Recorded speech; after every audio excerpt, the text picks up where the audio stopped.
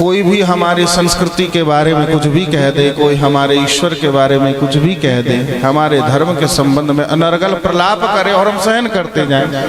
अभी हिंदुओं के ऊपर एक टैग लगाया गया, कह दिया कि हिंदू बड़े इनटॉलरेंट होते। हाँ भैया, हिंदू बड़े इनटॉलरेंट हैं। हिंदू इनटॉलरेंट न हुए होते तो अफगानिस्तान से भागते क्यों? हिंदू इनटॉलरेंट न हुए होते तो भैया पाकिस्तान हिंदुस्तान से कट क्यों जाता? बांग्लादेश अलग देश क्यों बन जाता? अभी बांग्लादेश में आपने देखा हिंदुओं की क्या स्थिति हुई। भैया, हनुमान जी की मूर्ति पर अपने धर्म का ग्रंथ रख देना और किसी ने विरोध किया तो दंगा फसाद करना, हिंदुओं को मारना। अरे कायरो, तुम्हारे इतना ही साहस तुम में है तो खुले मैदान में युद्ध करो ना, खुले मैदान में लड़ो भाई। किसी के मंदिर को अपवित्र कर देना, किसी की कन्या का अपहरण कर लेना।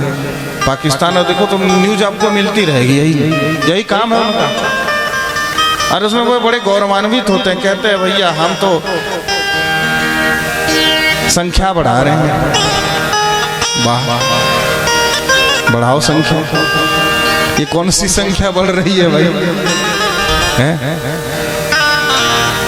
और फिर हम लोग जब कह देते हैं, सच्चाई कहते हैं तो बहुत मिर्च लग जाते हैं। कह देते हैं कि भैया इस देश में तो एक भी विधर्मी नहीं था, आया उधर से बाबर तलवार लेकर लपलपाते हुए, तलवार के बल पर उसने निर्दोषों का खून बहाया, संख्याएं बढ़ाई। फिर भी यदि कोई अपने आप को कहे कि नहीं भाई हम अरब की औलाद हैं, तो भैया तुम अपना डीएनए चेक करवा लो, पहले अपना डीएनए चेक कराओ।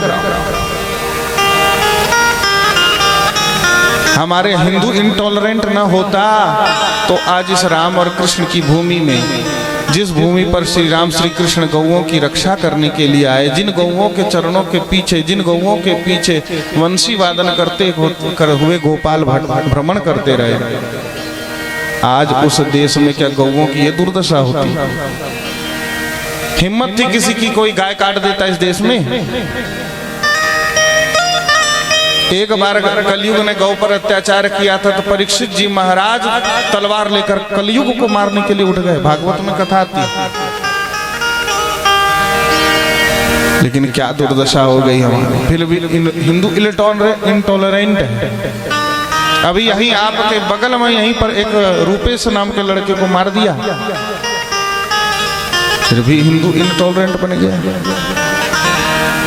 भैया हिंदू इतना इनटॉलरेंट है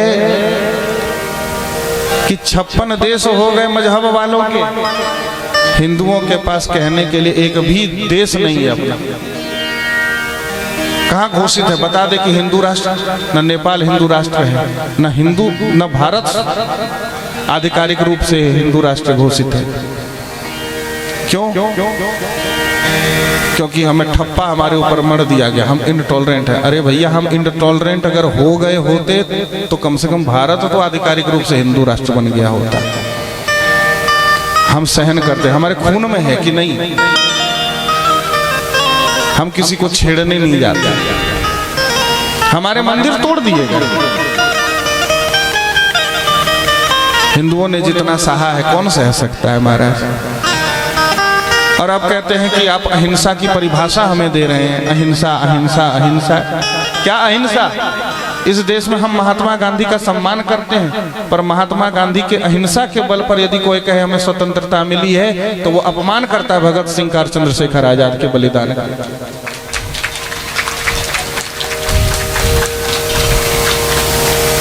आप बात करते हैं कि हमें अहिंसा के बल पर आजादी मिल गई।